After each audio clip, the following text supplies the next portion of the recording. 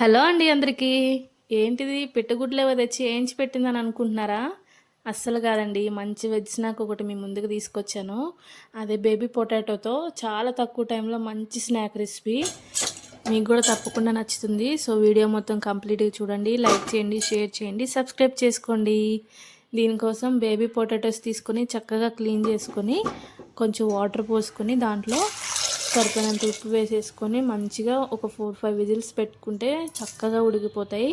మరి ఓవర్గా కుక్ చేయొద్దు, అలా అని చెప్పి పచ్చి పచ్చిగా కూడా కుక్ చేసుకోవద్దు. ఒక 4-5 విజిల్స్ రానిచ్చుకున్నాం అంటే చక్కగా ఉడికిపోతాయి. దీనికి కావాల్సింది ఎక్కువ ఇంగ్రీడియంట్స్ అవసరం లేదని చెప్పాను కదా, ఇవే అన్నమాట. బేబీ పొటాటోస్, దీంట్లో మనకి అంచుకు తినడానికి కొంచెం కరివేపాకు, అలానే కొంచెం పచ్చిమిర్చి, దంచుకున్న వెల్లుల్లిపాయలు. టేస్ట్ మాత్రం చాలా బాగుంటుంది. కాకపోతే ఇది డీప్ ఫ్రై కదా, సో ఎక్కువ ప్రిఫర్ చేయొద్దు. ఆయిల్ అనేది తక్కువ కన్జ్యూమ్ చేయడం మంచిది కదా. ఇలాంటి డీప్ ఫ్రైస్ చేసేటప్పుడు అనిపిస్తుంది నాకు, మనకి ఎయిర్ ఫ్రైర్ ఉంటే బాగుంటుంది కదా అని చెప్పి. మిడిల్ క్లాస్ వాళ్ళం అండి, ఉన్నదంతా అడ్జస్ట్ అయిపోవడమే. ఎప్పుడో ఒకసారి తింటాం కదా, ఏం కాదు.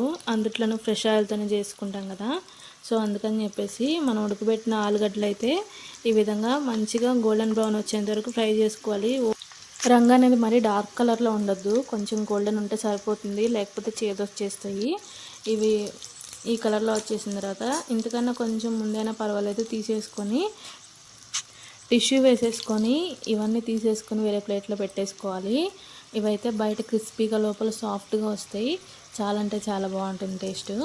అయితే ఇవన్నీ బయటకు తీసిన తర్వాత నేనైతే ఏం చేశానంటే, అసలే మనం డీప్ ఫ్రై చేసాం కదా అని చెప్పి మళ్ళీ ఆయిల్లో వేసి ఫ్రై చేయలేదు. మనం కొంచెం ఆయిల్ వేసుకొని వెల్లుల్లిపాయ రెబ్బలు కట్ చేసుకొని దాంట్లో వేసుకొని చిల్లీ ఫ్లేక్స్ వేసుకొని కొంచెం సాల్ట్, కొంచెం కారం వేసేసి లైట్గా టాప్ చేసుకున్నామంటే అసలు టేస్ట్ అనేది మన రెస్టారెంట్లో స్టార్టర్స్ తింటాం చూడండి, సేమ్ అలా అనిపిస్తుంది. కాకపోతే నేను ఇప్పుడే డీప్ ఫ్రై చేసాను, మళ్ళీ ఎందుకు ఆయిల్లో వేయించడం అని చెప్పేసి దీంట్లోనే లైట్గా ఉప్పు, కారం, చాట్ మసాలా, అట్లనే ఈ విధంగా దంచుకున్న వెల్లుల్లిపాయలు, కరివేపాకు, పచ్చిమిర్చి కూడా వేయించుకొని ఈ విధంగా వేసేసుకొని అన్నీ కలిసేలాగా బాగా మిక్స్ చేసుకున్నా. గిన్నెలో వేసాను కాబట్టి కలపడానికి నాకు ఈజీ అయిపోయింది. సో ఈ విధంగా వేసేసుకొని ఒకవేళ దీంట్లో మిరియాల పొడి కావాలన్నా వేసుకోవచ్చు, చాలా బాగుంటుంది ఘాటు. చూడండి, చూస్తుంటేనే అట్లా తీసి నోట్లో వేసుకోవాలని అనిపిస్తుంది కదా, ఆ విధంగా ఉంది టెక్స్చర్ కానీ ఆ కలర్ కానీ అంతా చాలా అంటే చాలా బాగుంటుంది. టిష్యూ వేయలేదనుకోండి, డీప్ ఫ్రై కదా, సో ఆయిల్ అట్లనే ఉండిపోతుంది. టిష్యూ వేస్తే చక్కగా పీల్ చేస్తుంది అనమాట.